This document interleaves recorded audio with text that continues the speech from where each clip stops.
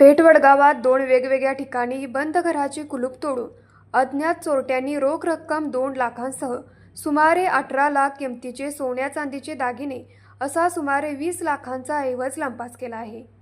Peth Vadgaon police ठाण्याच्या हद्दीत घडलेल्या एकाही चोरीचा तपास करण्यात पोलिसांना यश न आल्यामुळे हा परिसर असुरक्षित असल्याची चर्चा सुरू आहे। हातकणंगले तालुक्यातील पेठवडगाव येथे सचिन दत्तात्रय कदम राहतात। पुणे येथे त्यांच्या नातलगांकडे ते कुटुंबियासह गेले होते। घरात कोणी नसल्याचे पाहून शनिवारी मध्यरात्री चोरट्यांनी दरवाजाचे कुलूप तोडून आत प्रवेश केला। घरातील तिजोरी फोडून आतील साहित्य विस्कटण्यात आले। लॉकर तोडून लॉकरमधील 2 नेकलेस, कोल्हापुरी साज, चेन, मोहनमाळ असे सुमारे 20 तोळ्यांचे दागिने व आई सुमन कदम यांच्या पेन्शनचे काढून आणलेले 2 लाख रुपये असा सुमारे 17 ते 18 लाख रुपयांचा ऐवज चोरट्यांनी लंपास केला। अशाच प्रकारे दत्तनगर इथल्या बाबासो नामदेव पाटील हेही आपल्या कुटुंबियासह शाहूवाडी तालुक्यातील विरे या ठिकाणी नातेवाईकांच्याकडे गेले होते।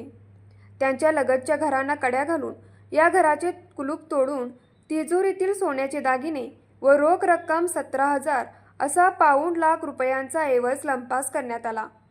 वडगाव पोलीस ठाण्याचे पोलीस निरीक्षक विलास भोसले, स्थानिक गुन्हा अन्वेषणचे पोलीस निरीक्षक रवींद्र कळमळकर, सहपोलीस निरीक्षक कैलास कोडक यांच्या पथकाने घटनास्थळी भेट दिली। श्वान पथक व ठसे तज्ञांना पाचारण करण्यात आले। याबाबत वडगाव पोलीस ठाण्यात गुन्हा दाखल करण्यात आला आहे। न्यूज मराठी 24 साठी विनोद शिंगे, कुंभोज।